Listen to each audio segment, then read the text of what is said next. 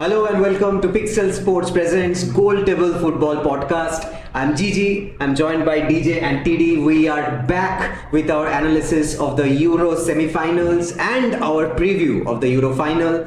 Remember, the Euro final will take place between the two best sides in the Euro, according to me. Where were you before semi-finals? Anyways, let's not go back there. But according to me, the two best sides, one of whom I thought would lose to Slovakia in the pre-quarterfinals, England and Spain. Spain undoubtedly one of the best sides of the tournament, but England picking up their game at the business end, just as we predicted, because we did talk about this, that England might start showing up in the business end, and in the quarterfinal, in the semi-final, England have played their best games. Maybe not up to that level, but still they have played their best. What do you think, DJ? I'll come to you first.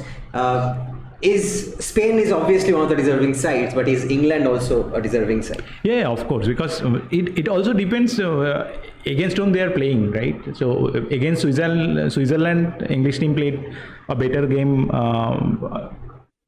Against Netherlands also, they came back, they reacted properly. Probably the way they are winning, people are not liking, and probably the strategy and formation of Southgate, how he is starting, that is not also liked by many people. Spain playing the game beautifully, the game is more kind of watchable than England, but of course deserving. They are playing the finals, right? But I think TD can name a few more deserving sides, right? Who are more deserving than England. Any other team who played in the quarterfinals except England, they are more deserving to play in the final. But joking apart, after the match of Slovakia, I think England started showing their true colors. I think the positive side of Southgate, the strong suit of Southgate has always been playing three-man at the back. And when he was, when he was made to play with a back three, his team is playing good. His team is playing better, gelling well. There is a balance because Phil Foden is playing from the right hand side, yes, and Bellingham is playing from the right hand side. There is Kobe Mainu who has been exceptional for England.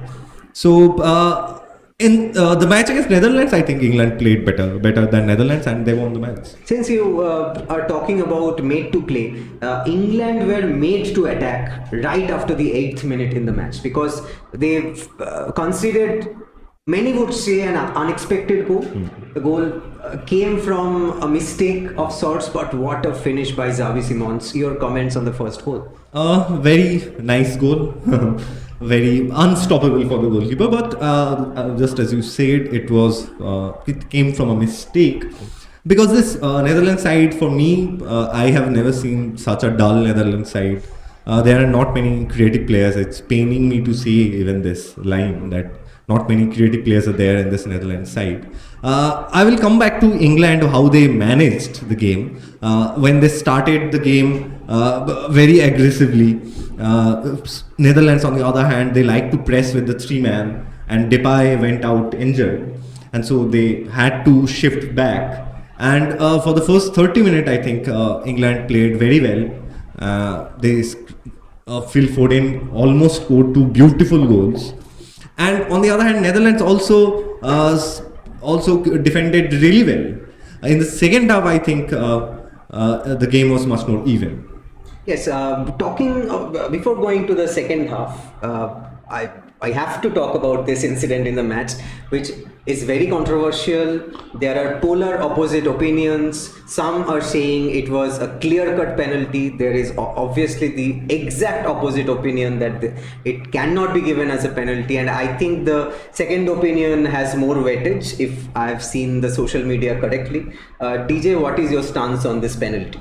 Again, it's a 50-50 call. That's why you are saying this opposite comments on social media, and even commentators also saying the same. Only my point here is, like, already Kane took the shot, and then Dumfries hit. Contact happened after the shot. So it is not that he prohibited or tackled before the shot. If that happened, I think there is a convention that penalty can ignore that.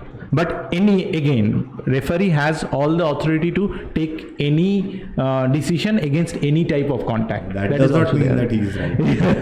Yeah, so it's a convention and everyone follows that. Referee didn't follow that. That's why England got this opportunity and scored, equalized. Yes, Harry Kane with a very clinical equalizer, clinically finishing it off. But I'll bring you in here about the change that Southgate made in the second half, because in the second half we saw a very conservative approach from both the sides, obviously, because 1-1 semi-final, no one would want to give an inch to the other. But Southgate might be unexpected for many, for you as well. He made a very logical change, and it was sort of a masterclass, right? Cole Palmer and Oli Watkins coming on, one assist, Watkins finishing it off. What is your take on this change? I could not believe my eyes what I am seeing. Yeah. That Watkins and Cole Palmer coming at the same time, not even Ivan Toney, who has scored, who has assisted previously. And this is specifically important coming from you, because you have been reiterating this for 300-400 times since the beginning of this tournament, that since it is not working out for Kane, there should be a change. And what is your take on it? Why did it not work out for Kane? Is he a different striker altogether from Watkins? He's not he's a legendary player. Kane is a legendary player. Kane is still, I think, the best striker in this England team. Kane is one of the best strikers in the world right now. His game is, he likes to come deep in the midfield, gather the ball, play with the players around him. But when it is not working for you, especially against a low block defense, you should bring in a striker who would run behind. And it is Oli Watkins' game. He has scored same replay of a goal at least 7 or 8 times in the Premier League this season. The goal was beautiful, but I want to mention a player who I think deserves all the plaudits. He is Kobbie Mainoo. Kobbie Mainoo played a brilliant game. We thought Kobbie Mainoo came into the team because, unlike Declan Rice, he has the ability to half turn and face the opponent's goal directly from a pass from a defender. Declan Rice does not do that properly. And we thought that Kobbie Mainoo will sit behind Declan Rice and provide that security for the England defense. But actually, if you look at the average position of Kobbie Mainoo, he actually played in the Netherlands defensive third almost the whole match, and snatched any opportunity for Netherlands counter-attack. At least 3 or 4 times you can count in your hand at this moment. I think Kobbie Mainoo is a generational talent. Lami has been credited with all the plaudits deservedly. I think Kobbie Mainoo should get some also. Talking of generational talents, DJ, I'll now shift our focus to the first semi-final, which was between France and Spain. We will all obviously talk about these two talents, young talents of Spain, but the match started off with a France goal. Yep. Right? And Mbappe, many would say a little lackluster throughout the tournament, suddenly creating magic, right? This cross, and Kolo Muani had no option but to score. Would you give your comments on this goal, the first goal of the match? Yeah, so France, Deschamps made some change before in the starting lineup. He benched Griezmann, which is unbelievable, and which is needed which is needed as well. So this is a strategical change, and then Dembele didn't start in that previous games, right? So Dembele also started. So they started, and switch of play tricked here came to work. Switch of play between Dembele and Mbappe, and against a man who is playing in the Spain's right back is Jesus Navas, who is 38 years of old, right? Like you. Like me. So initial few minutes... older than Lami Yamal's father, right? Yes. So initial few minutes, we saw that they are struggling in that channel. Spain was struggling in that channel, but somehow Spain came back. But the goal came through a beautiful cross from Mbappe and then Kalomani header. And at that moment, brief period of time, we were thinking that this is a different France what we saw in the whole tournament. So, and they were really playing good, and Spain was trying to find an answer for this France, because I think they were also initially a bit surprised by France's game. But again, after this, France, as usual, they've gone back to their traditional defensive medium block 4-4-2, and Spain took that advantage and scored, I think. And I think I'll come to TD on this exact point. Mbappe sort of lost a bit of sting after the goal. Why do you think that happened? What is your take on that? Because Mbappe was looking very, very dangerous in the first 10 minutes. Actually, and then everything changed. Because then you have to ask, why was Mbappe looking so dangerous? Because if you look at the heat map of France playing from the back, it is very unusual. France does not play like that. France has almost all of the first pass from the goalkeeper. It was going to the right hand channel, and it was. I think the ploy was to create a overload on the right hand side, and if you shift your of the opponent's defender to your right hand side, then you will obviously get acres of space for Mbappe in the left hand side. That's why the idea was to get Mbappe 1v1 against Jesus Navas. And you will remember a point in the match when there was a ball Dembele was playing to Mbappe, and Jesus Navas was hurrying back so ahead of Mbappe that he almost broke the offside line, and the commentators was hailing him for his effort. Actually, if he stopped, just wait for the ball to come, Mbappe would have been offside. But you have to preempt something against the likes of Mbappe. But then again, what happened after that? After that, what happened was the generation talent of Lamine Yamal came to life. Not because of the goal, because he has that in his locker.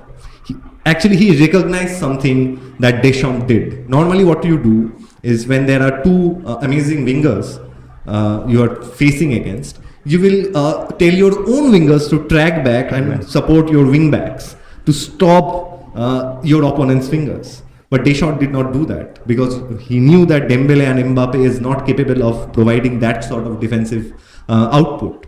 He told his two center midfielders to go and support his wing backs. You will see N'Golo Kante and Rabiot, shifting towards the wing and getting Niiko Williams and Lamal 2v1. And the brilliant thing about Yamal is, he recognized this. He recognized this and started moving inwards. When the goal happened, he thought that I am getting the ball in the right hand side in the wing, there is no more space to go, but if I drift inside, Rabiot will have to follow me, and there will be ample amount of space. And the goal was a brilliant goal. Yes. I have nothing to comment about. But I have to remind everyone of other chances created as well, because Yamal made a similar cross. Yes. Fabian Ruiz almost a similar goal to the quarterfinal, right? So he made other chances as well. And after he scored, Dani Olmo also. Lamine Yamal is 16. Dani Olmo is barely even 22, I think. And Dani Olmo, they recognized something in the midfield area, and they started rotating. Olmo went to the right hand side, and Lamine Yamal came into the midfield, and that's why Olmo, again, brilliant goal he scored. Superb individual talent, but people don't recognize the play before that. When the rotation is happening, Dani Olmo is finding space. That's, I think, is fascinating to watch. Yes, 2 goals in a very short span of time. Everyone focusing on these 2 talents. I'll talk about Dani Olmo a little later, but first I want DJ to talk a little about this another generational talent who was probably hyped more before the tournament, who has been an amazing talent for the Spanish team, Niiko Williams. Yep. Do you want to add your points on Niiko Williams? Whole game, if you are saying from the attacking perspective, you see Koundé actually defended well against Niiko Williams. Koundé had a great game.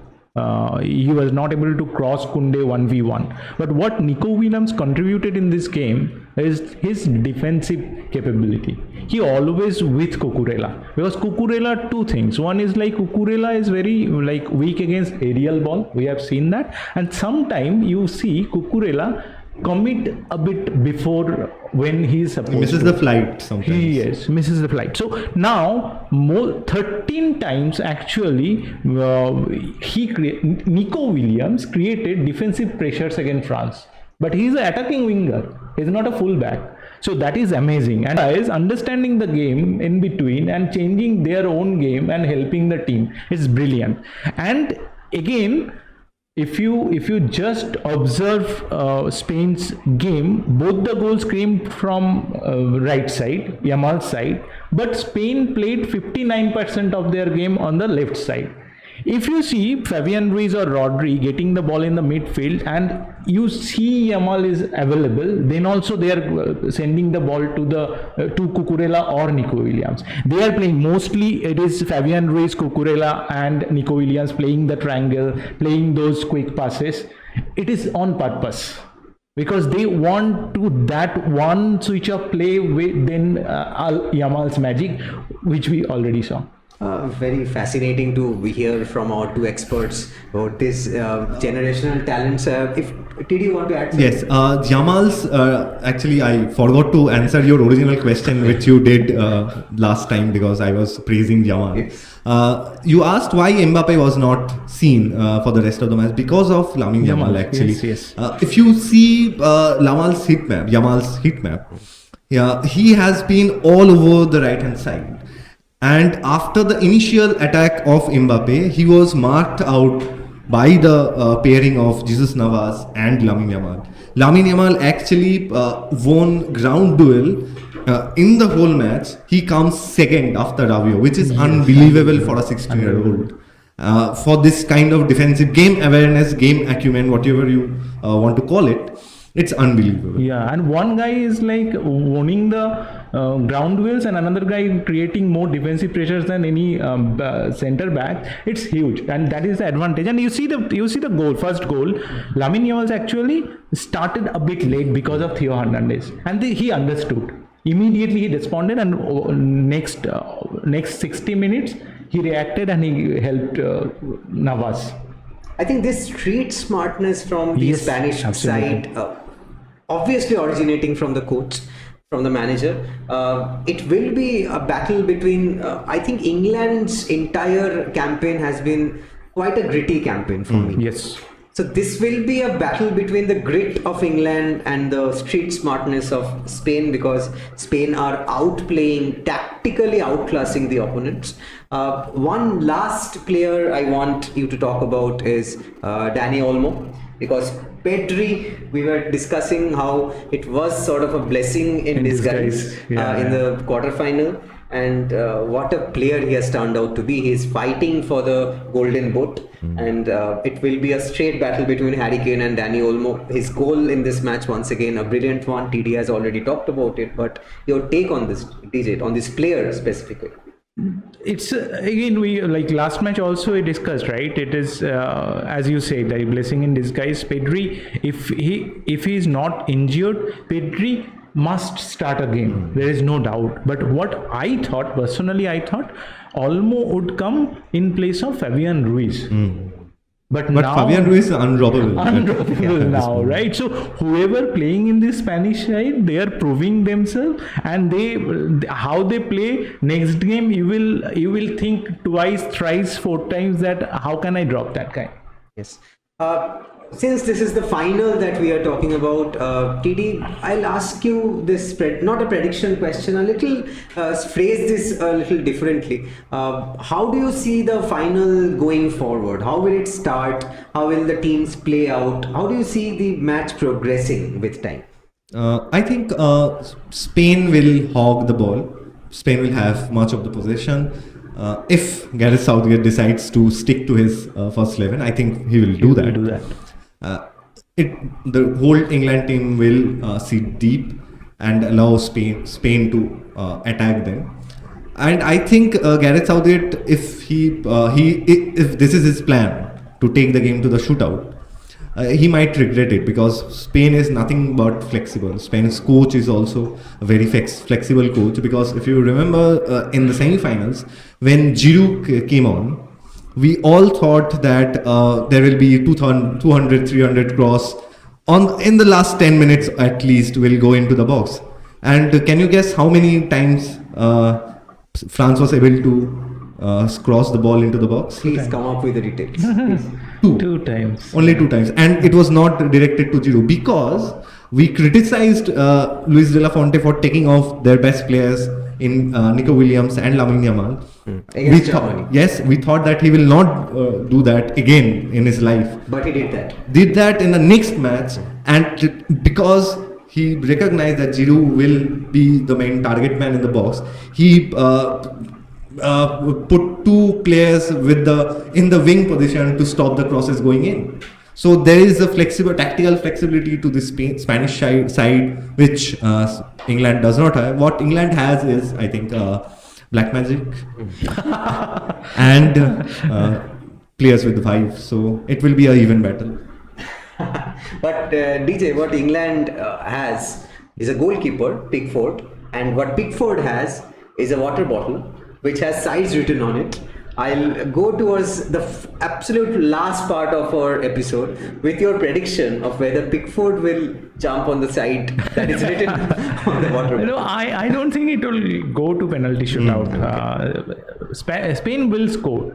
So your prediction, if I ask prediction is like Spain will win this game. Okay. And in not in extra time. No, 90 minutes. 90 minutes. 90 minutes. Okay, not even 120 minutes. TD. I think. And also just a second scoreline. Any scoreline you have in mind? 2-1 again. 2-1 for Spain. Okay. TD, same drill. The game will go to the extra time. I am not willing to give a scoreline. Okay, extra time, and who will win? Spain will win. Spain will win after extra time or in penalties. Or in penalty, yes. Okay. All right. So either in extra time or in penalties. No, Spain's penalty shootout. You remember how they took it last time. If the game goes to penalties, I think it will be advantage England. Yes. Water bottle is dead. Water bottle is there because that is actually a tactics, because they have a dedicated team, this England side. Yes, for the penalty shootouts. Yes. They do an entire. Actually, there are 3 guys who do the research for each and every players who are taking part in the tournament, and how their body language defines where they will place the penalty. So it's very fascinating. But the problem with the British media is they have leaked the water bottle signs of Jordan Pickford. Let's see whether it has reached the Spanish side. Well, for me, I'll give my predictions. You are not asking for any, but I will give no, we know that, come right? what may. Look, since Slovakia you predicted that Germany would win.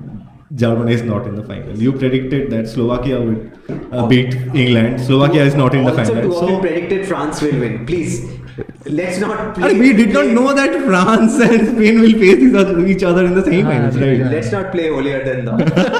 Okay, let's just stick to the predictions. My prediction this time, staying true to my changing colors. No, but we both told that we will already predicted who will win this Germany versus Spain. They will win the tournament. Yes. That we already told. And I all 3 of us. Yes. All 3 of us. Yes. We are in the same team. No, but you are telling that England will win, right? England was 20 seconds away from being thrown out of the tournament against Slovakia. How would I know that Slovakia cannot hold on for 30 seconds? And that has brought this final onto us. And I think England will easily win this match. Easily. England will win by a scoreline of 2-0 minimum. And who will score? Are you trying to jinx something? I think John Stones will score 1 goal. He will be my captain for the fantasy team. And Pickford. No, John Stones. Go the second one. There, I can see a header coming from John Stones. Okay. When did last time he took a last time John Stones? I don't remember. John Stones. I don't think he has scored for his England team. Not even in Man City also.